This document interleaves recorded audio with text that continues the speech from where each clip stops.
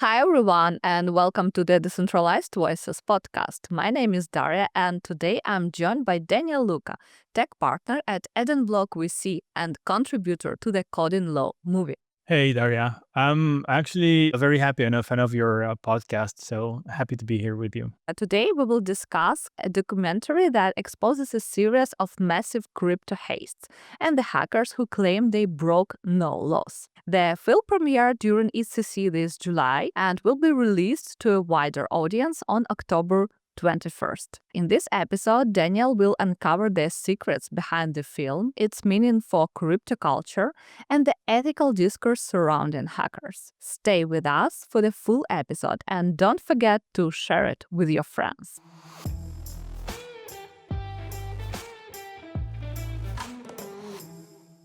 Daniel, please share a bit about your background and how did you join that movie as a contributor? I've always been a developer. Like since I was really young, I started writing code, and I was always passionate about interacting with computers. I also liked physics, but with computers, it was a lot more direct, a lot more immediate. The feedback and what I was building. I started learning lots of programming languages, and I kind of started working in the field. Um, to kind of speed through what I've done, I've built a few companies in Romania. I've met some of the Ethereum co-founders pretty early on, and then I started collaborating with the Consensus, and that's how I got into Ethereum and crypto. I was a long time, some might say OG, but I'm not as OG as some of the others, especially part of the documentary and the original DAO. But I was there to see lots of things happening. I wanted to go into security because I was always passionate about security, but it was kind of difficult to switch from hacker to security auditor. But because Web3 was so open, I kind of started to find bugs and report them to projects. And that's how I was invited to be an auditor with the Consensus security arm.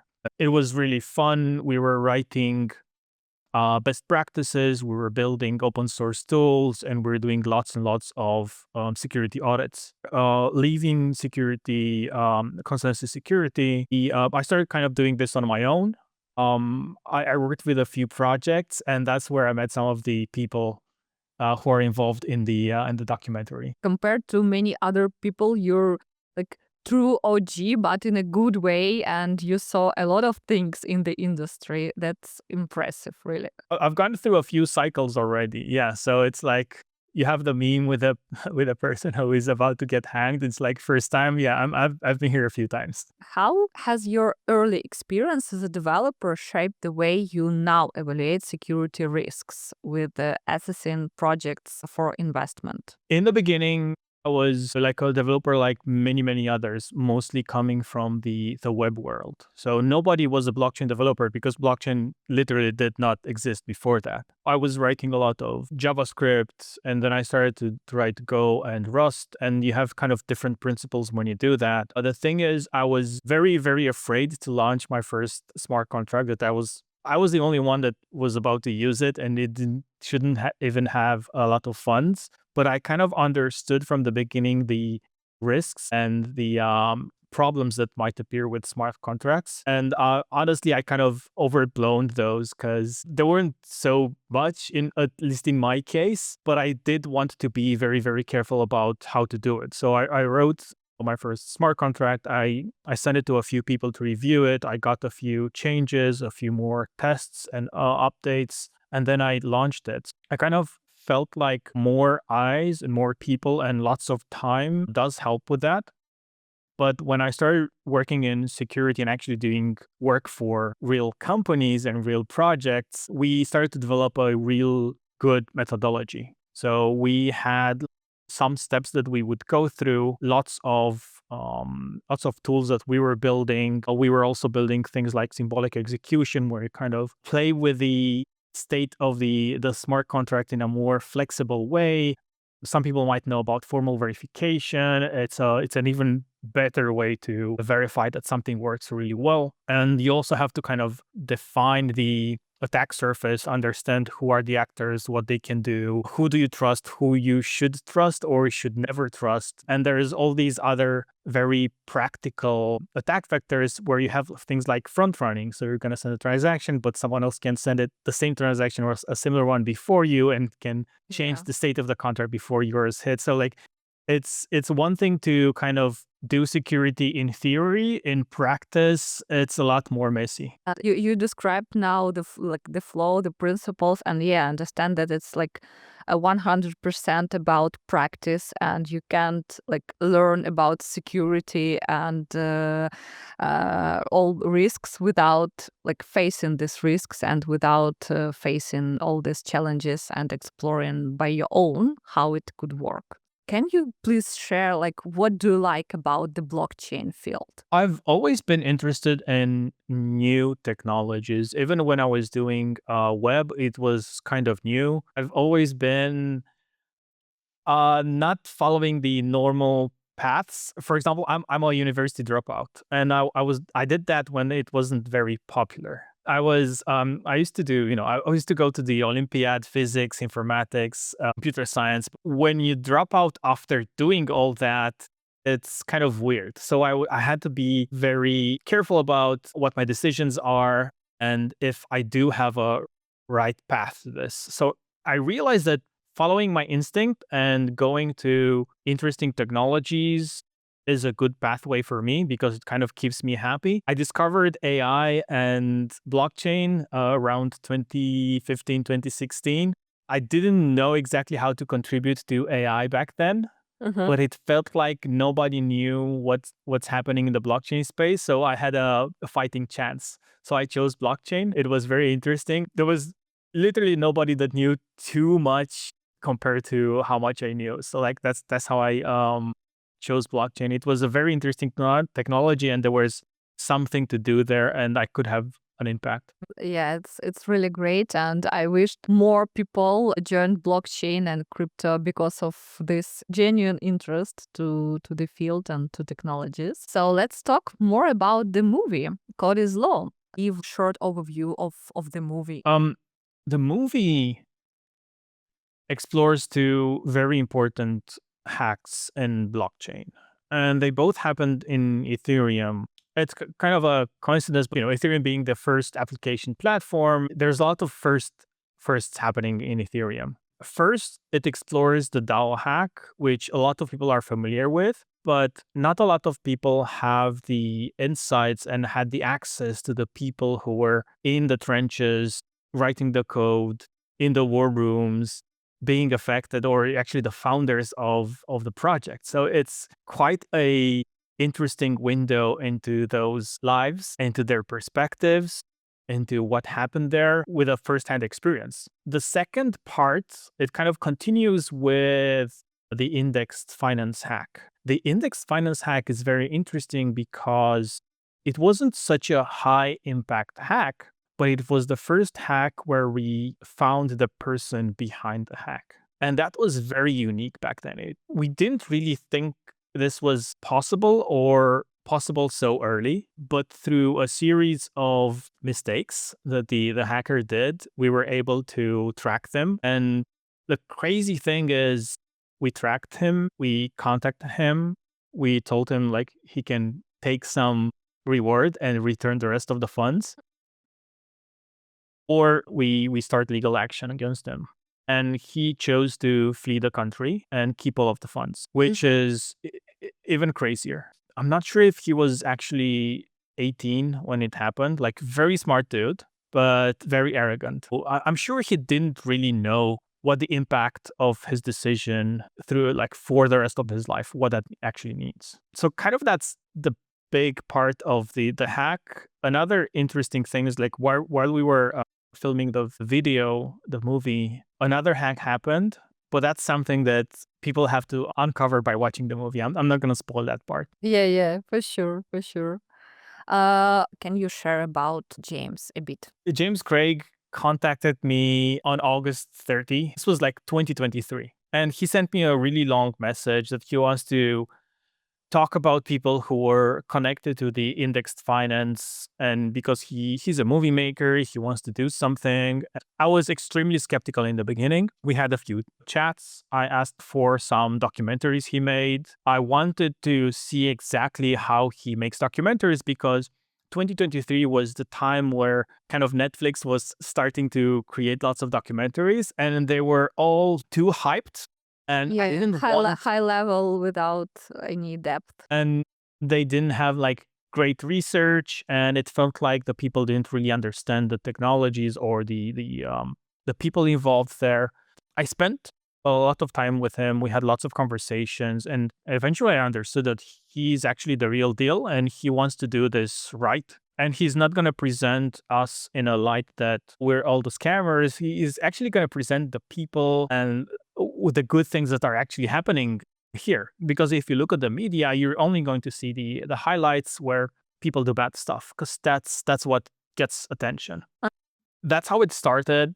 And then we just kept collaborating, and I wanted to contribute more and more because it felt like he was fighting a good fight, and it was not easy. He was coming out from the outside of Web3. So I just kind of started helping him with lots of things. He's a really good dude, and he's actually gearing up to make another movie soon. Nice. A small teaser. How do you see your role in shaping the conversation around code is law? In the movie, I'm also interviewed there, and I try to present my own perspective. But he also went into like philosophical questions, or like, is justice still relevant, or are we going to do our own justice now? It's a very difficult question, because I think both will exist in the future and both have to exist. I think code will define laws, but it's a different set of law.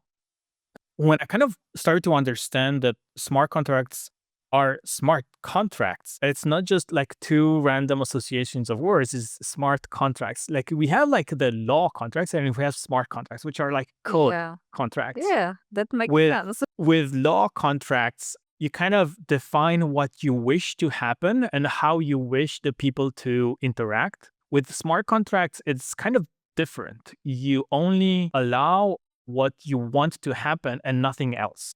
So that means that people cannot behave badly and then you have to go after them and sue them because they did the wrong thing. With smart contracts, you should not be allowed to do those actions. So it's a very different perspective, and I think both are very important. Now, the thing is, law sometimes fails and code sometimes fails. And I think both are needed because of that. So from a kind of an ethical, moral perspective, I think both need to exist. They kind of need to meet and learn to coexist, because right now they live in completely separate worlds. Yeah, I like your perspective about contracts, and you sign.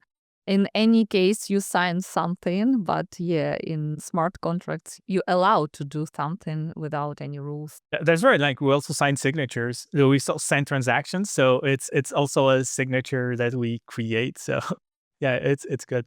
The parallel or the metaphor continues. You mentioned that James reached out to you with a proposal about movie, and the movie features intimate interviews with very popular crypto and blockchain figures like Griff, Christoph, and Lefteris, and you, of course. So how did James build this trust with you and others to make this so deep and so interesting for viewers? I think it was really important to build the right connections so you would have the right information from the right people. With me, he spent a few months trying to convince me that he's the real deal. With the others, it kind of becomes easier once you convince one person, that person will vouch for you. So I know Griff was another person he contacted, and Griff is a really kind, warm person, very nice, very happy all the time. I'm not sure how he does it, but you see him in the movie during the DAO hack, and he's the most positive person while 150 millions are being drained. I have no idea how he does it. And like, you kind of build up trust moving from one to another, and it's just easier. I think another important part is you need enough time to pass from the event to be ready to tell the story. And with the DAO and with the indexed finance, a couple of years passed and the scars were not so deep anymore. I think that, yeah, it sounds very vulnerable and deep, and the time has passed and now people can talk about this. I can't say that, like, we had our first screener at Cannes during ETHCC, which was kind of it's insane that, you know, you're part of a movie and the first screening is at Cannes. I'm a movie buff. I love movies quite a lot. I met most of the people who are part of the movie there, and everybody was still feeling pain from those events, even though so much time has passed. Like, you're good enough to talk about what happened, but it's not easy to completely forget about it or not be affected in any way. Yeah, I was there. I didn't watch the whole movie that time in Cannes, but I was there for a few minutes. I saw Lefteris.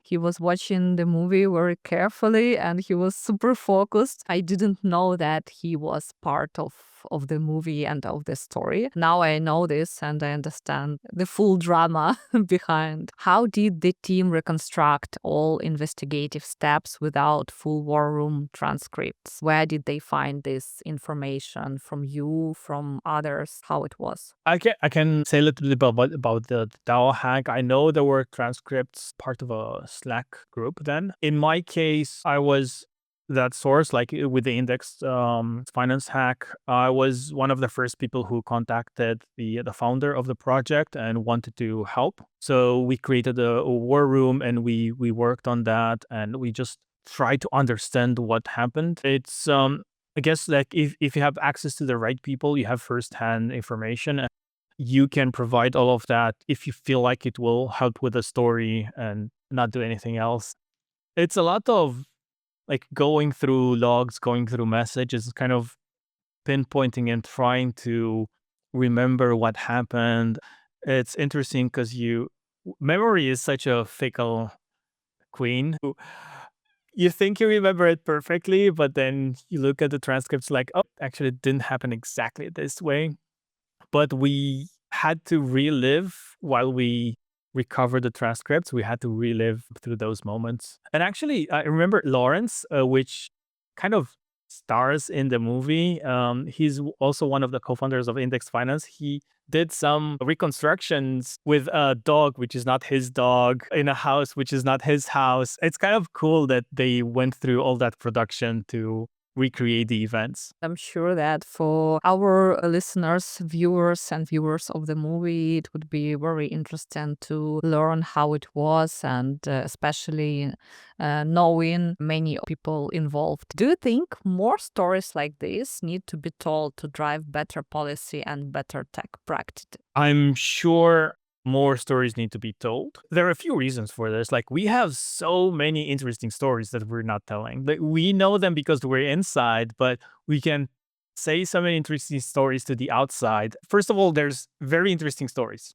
Second of all, is every time a story like this is public, it kind of raises your awareness towards your protocol, towards your own security, whatever happens. So it's beneficial for people, like for individuals and for companies. And it's also beneficial for the companies who are providing security services because they see an uptick in business then.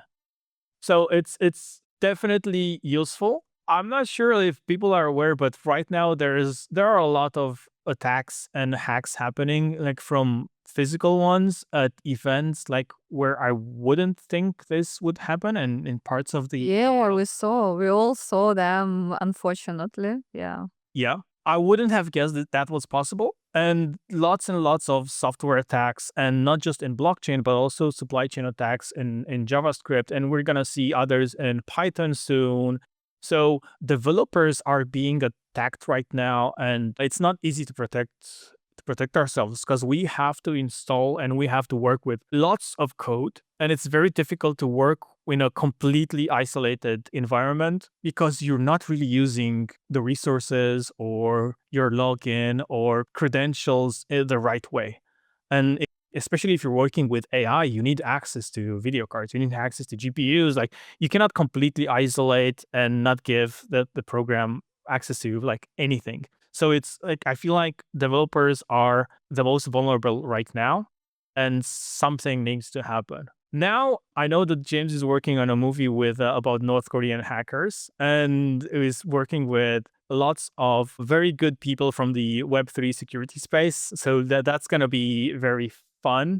I don't think it's going to be as maybe not as intense as this one, especially not for me, but it's going to be a lot more fun movie from what I know. I'm curious if he plans to have some interviews with North Korean hackers in general. Who will be his guests for interviews? This will kind of happen because those hackers are trying to get hired to security companies in Web3. Yeah, to many companies. Yeah, Yes. yes. So that means that they're going to interviews anyway. So we can kind of, prepare those interviews. And I know some people make them do interesting things like draw a character and present that character. And because they're trying to get hired, they're kind of doing anything they're being asked. So it's kind of that's why it's funny in a way. We'll see how this turns out though. Well, I'm looking forward to watching this, and yeah, it should be very interesting because for all hacks happening in the cyber space, it's always easy to say, oh, the hackers from North Korea. But in general, like the hackers are from everywhere. And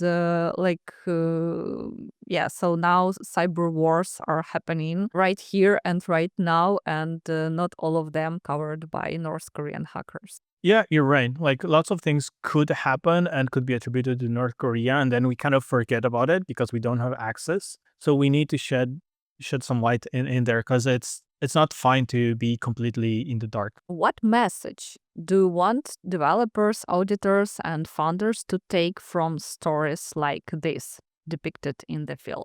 People need to be aware of security. We kind of realize that as developers, we probably need upgradable contracts or at least modular contracts, like very good ways of upgrading at least parts of the contract. If you do that, you need a multi-sigger, you need a DAO to do it, which creates other problems because we have the coordination problem now, but like never ignore security. And maybe like a up-to-date modern advice is don't vibe your smart contracts.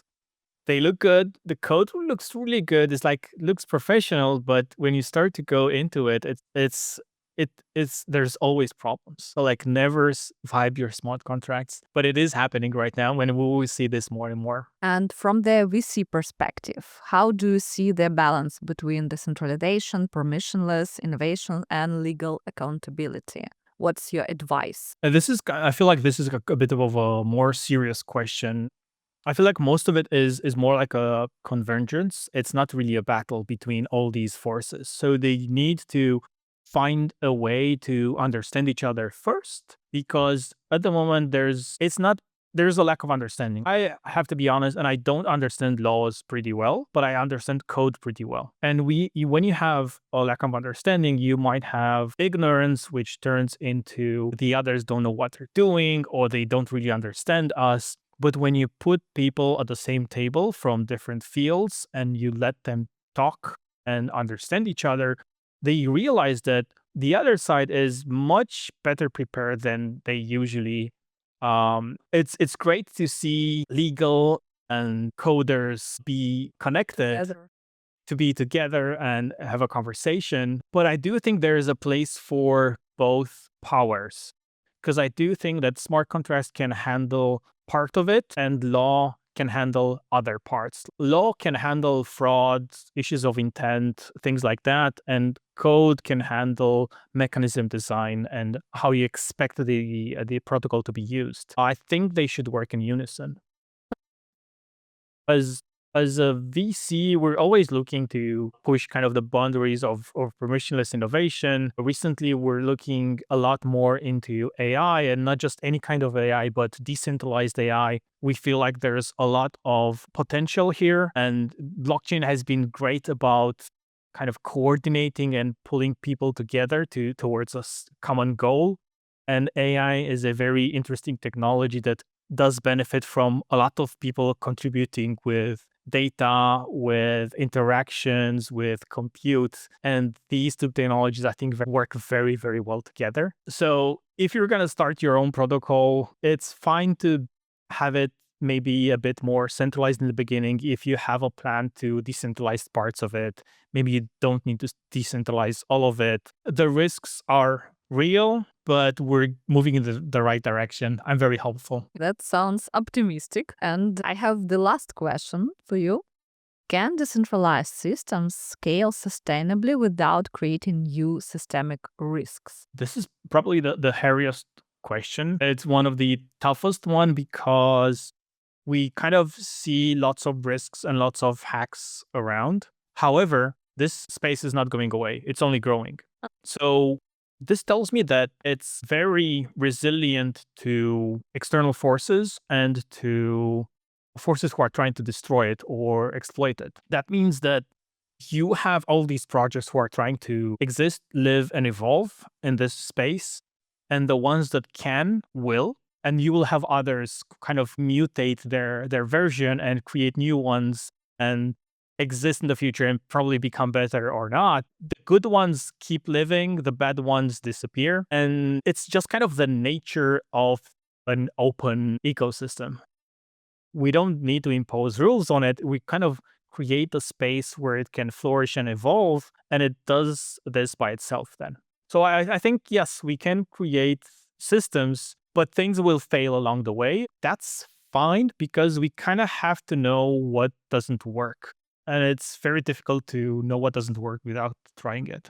Yeah, I agree with you. And I can add that if we see these risks, if we understand them, we can grow and prevent and develop and solve problems when they appear and then move forward instead of building the system in vacuum without microbes and live in this white room and then die after this, because the system and the ecosystem should grow. And all these attacks, they highlight that the ecosystem is growing and there are a lot of things are interesting enough to be attacked. So if you do something right, someone definitely would like to attack you, and it works in any system, not only in the blockchain and crypto.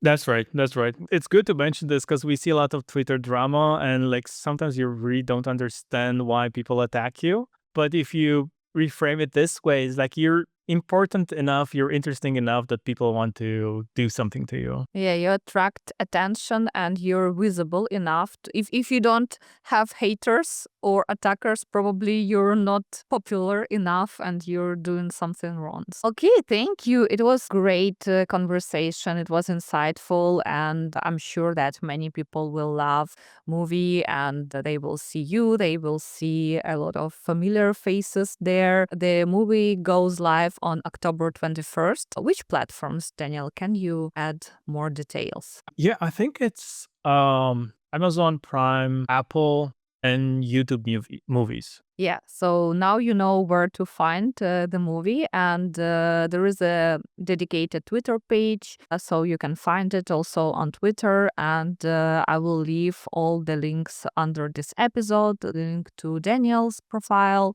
and you can follow him, ask him questions about security, about venture capital, and of course about the Ethereum ecosystem and blockchain in general. So Daniel, thank you very much. Thank you for having me, Daria. It was a pleasure to have you. So, guys, I hope you liked this episode. Give some love to it, share it with your friends, and see you next time.